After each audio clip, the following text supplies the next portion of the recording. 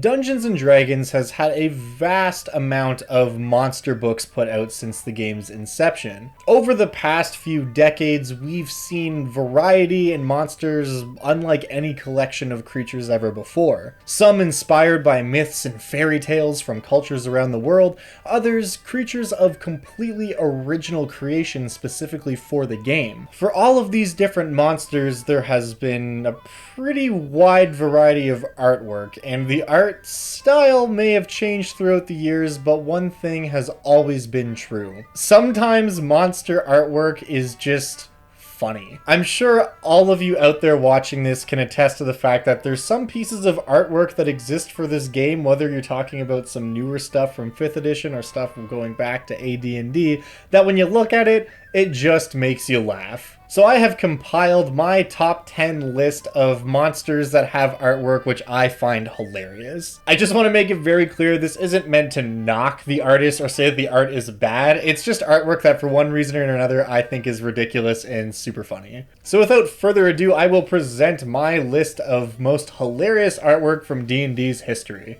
The first entry on our list, coming in at number 10, is the Thought Eater. The artwork for this creature from Advanced Dungeons & Dragons is just hilarious. When you look at this monster, it might not be immediately apparent what it is, but the Thought Eater is an emaciated psionic platypus creature that lives in the ethereal plane and consumes mental energy. Very dangerous for scions. I don't know what it is about this creature, but whenever I look at him, he just makes me laugh. He's got this kind of like shrug going on and this wry grin where he's like, oh, maybe use me this week to try to kill some of your players. Maybe it's time for Thought Eater to have a big encounter. To the game's credit, there is a version of this creature from 2nd edition as well, where they tried to make him a little bit more badass. I don't think it did too much to popularize the creature, and there's probably a reason we haven't heard of it since 2nd edition, but yeah. Next up on our list is a creature you've probably heard of before, the infamous Spider Horse. This is what happens when a wizard gets bored and starts messing around with experimentation,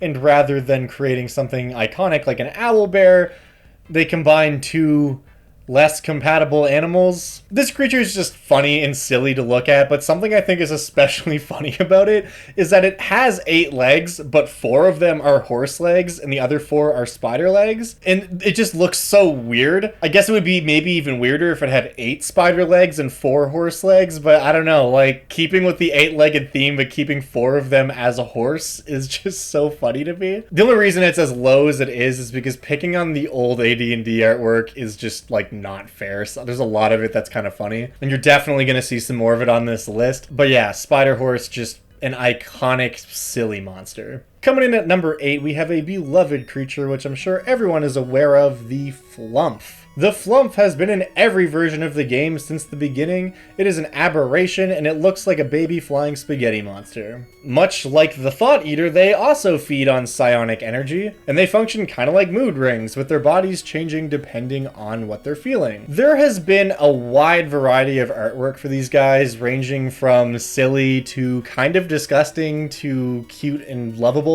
The Flumph is just a monster that it's impossible not to chuckle at when you see it in the book. The first time I saw one of these guys, I couldn't believe that it was real, and I was immediately so happy that it was. And for that, it gets number 8 on my list. Coming in at number 7 isn't one specific creature, but rather a group of creatures, and those creatures being the Elementals. Now, I know what you're thinking. The Elemental artwork that we see in 5th edition isn't really bad and not really funny. It's actually kind of cool. But specifically, the artwork I'm talking about is the art for the AD&D Elementals. It's just so perfect. I mean, I don't know what else you would expect if someone said, hey, draw a creature that's just fire, but it's sentient.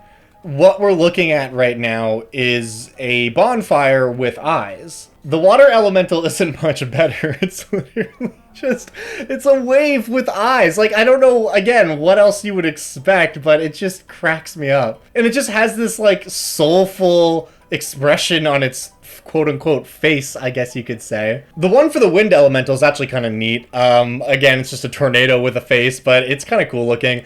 The rock elemental is just a guy made of stone, But specifically the water and fire elementals just, they crack me up so bad. And these guys I think go back further than any of the other monsters on this list as well, as they first appeared in original D&D for the Monsters and Treasure supplement. That of course just being a part of the core game at its very, very early beginnings. Coming in hot at number 6, we've got the Varghul. These creatures first appeared in the Monster Manual 2 for AD&D, and they've since appeared in every version of the game except for 4th edition. They are fiends, and they are ridiculous. These creatures unleash horrific shrieks before running in to bite and try to infect other creatures. A creature who is infected will then have their head tear from their shoulders and become a Varghul, destined to fly around as a gross, vampiric, ghoulish version of their head that feeds on other people and makes their head fly off their body. I don't know, man. In case it wasn't obvious, they are fiendish in nature. The artwork is kind of silly for these guys, but they're also just a ridiculous monster. I discovered 2 things as well in the Forgotten Realms wiki when I was first researching them, and found out 2 things. One, they could spread that infection not just by biting their victims, but by kissing them sometimes, so that's fun. And B, there was a quote from Elminster. I'm not sure what the source of this was. It might have been from one of the books or one of the actual monster manuals. I don't know. But we're going to end off this entry into the list by reading this quote. According to Elminster, until ye've seen a king's head tear off his shoulders and flap aloft amid fountaining blood, only to turn and lap up his own dying gore as his body totters and falls, ye haven't lived. And if you want to go on living, you might want to stop watching in favor of fleeing. Coming in at number 5, we have the Piercer. These monstrosities are baby ropers. Ropers are horrific, primarily stationary creatures that look like stalactites or stalagmites, and they lash out, grab people, pull them into their big maw, and they're quite a pain in the butt to deal with. Piercers, their infant form, are much less threatening, shall we say. Without the long tendrils and gaping maw, their only recourse when it comes to actually fighting is to drop from the ceiling of whatever cave they're hanging out on and try to kill whatever creature is beneath them so that they can feed on the corpse. They don't do very much damage. So after that initial burst, they actually have no way of causing harm unless they crawl back up the sides of the cave or whatever building they're in to the ceiling so they can drop down again. And with a movement speed of 10 feet, that's going to take a minute, maybe even more. I'm just imagining a situation where one of these things drops off the ceiling, whiffs its roll, and then the players are just like, okay. Cut to it struggling to dash every turn to squirm back up the side of the wall and try to drop on them again. Granted, the way that you use these guys most of the time is going to be as like traps or like living traps effectively, and they're usually going to be accompanied by a roper. I just love the 5th edition artwork of them because they're not like dropping down or looking all menacing. They're just kind of laying on the floor like, well, this fucking sucks.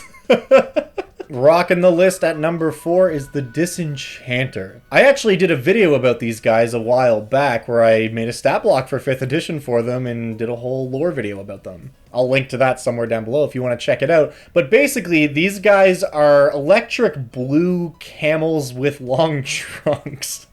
They're just ridiculous to look at, and their whole deal is that much the way a rust monster consumes metal, these guys consume magic. So if you go at them with a +5 longsword, if they consume the magic from it, it's just a longsword now. It doesn't break the object or anything, but it does make it effectively normal and mundane. There's just something about the way they're depicted in almost every version of their artwork that cracks me up. They look like they'd be kind of friendly. I feel like just because the only thing I have to compare them to is an elephant, I imagine their trunk being pretty soft and like playful. Also, they're just bright blue for some reason. Something else I noticed too when I was researching them for this video was that they just kept getting bigger throughout the editions. The first printing of these creatures had them statted as medium, and the last version of them we got was huge. So I don't know, maybe all that magic is making them grow over time. Coming in at number 3, which is where we're starting to get into the cream of the crop, the peak of comedy in D&D artwork, is the Roving Mauler. Anyone who really knows monsters in D&D knew that this was going to be on the list somewhere. It is a lion's head that is just covered in a bunch of legs like a wheel. I don't know, man. When I look at this thing, it's just like, Why? They debuted in AD&D in the Tome of Magic and somehow just kept on getting reprinted throughout the years. We don't have a version of them officially in 5th edition yet, but I feel like it's only a matter of time. The craziest part is that they were a magical beast, which is what we would now call a monstrosity, and I don't know, man, these guys just give me big aberration vibes. I think one of the funniest things about this creature too is that it is a lion's head, so it has these razor sharp teeth and like this menacing face, but it doesn't actually have a bite attack because it's so poorly constructed as an entity that it can't effectively bite anything. All it can really do is charge at them and try to roll over them and hit it with its claws. Also, if it tips over on its side, it can't get back up unless it exudes, and I quote, great effort. For being literally a lion's head with feet that spins around like a cartwheel, it has landed itself at number 3 on my list. In the number 2 slot, we've got another monster that made it into the top 3 of the last video I did like this, the Intellect Devourer. Although in my last top 10 video, no spoilers, it made it onto the list for being horrifically dangerous. On this list, it finds itself here because, I mean, look at it. It's been in every version of the game, and it's effectively a brain with chicken feet. The fact that it's so dangerous just makes it even funnier to me. Because, like, I remember the first time I saw one of these, I was like, that's the dumbest thing I've ever seen. And then I read what it can do, and it was like, holy shit, not only is it, like, ridiculous to look at, not only is it an actual human brain with chicken feet, but it's extremely deadly. Like, there are countless adventures. There are people out there who have had their amazing character they were super proud of killed by one of these things, and that is horrific to me. A fate worse than death. I mean, I guess it is death, but you know what I mean. It's bad, it's silly, it's humiliating. I don't really have much else to say, but fucking brain with chicken feet. Now, we've seen some pretty ridiculous monsters here, but the number 1 slot for what is, in my opinion, the most hilarious D&D artwork goes to none other than the Osquip. What the hell is an Osquip, you're probably saying? Well, it is a small magical beast that is basically a rat, but it has 6 legs and huge buck teeth. I don't know what the purpose of this monster is. I don't know why this monster is. It's just so funny to me that they were like, oh yeah, let's make a rat monster, but we can't just have a big rat. It's just a normal sized rat, except it's got giant teeth and 6 legs for some reason. I don't know, man. Like, what the fuck am I supposed to do with this? It's impossible to not look at it and make me laugh. This artwork in particular, which comes to us from AD&D, looks like a Shel Silverstein drawing, which further just adds to the humor. Also, it's noted in the entry for this monster that most of them have 6 legs, a few of them have 8, and even fewer had 10. I don't understand why some of them just have more legs, but it doesn't make it less ridiculous. They debuted in the Fiend Folio, and that's probably where they should have stayed, but for some reason they continue to be reprinted. 3rd edition tried to make them a bit more badass, and we got this artwork, which, to the artist's credit, is pretty cool, but goddamn, they're just so funny looking. And that sums up my personal top 10 list of artwork that I think is the most hilarious. If there's a piece of monster artwork from D&D's history that always cracks you up and I did not include it on this list, please leave a comment below. I would love to check it out. I'm sure there's tons of other ridiculous artwork out there that I just haven't encountered. If you found this video entertaining and you're new here, please consider subscribing. We have at least 2 new uploads every single week. And as always, thank you guys so much for watching. Just be glad I didn't do what I was thinking of, which was putting the Invisible Stalker's original artwork up as number 1, because, I mean, where's the lie? They're not wrong, you know? I guess it is an invisible stalker.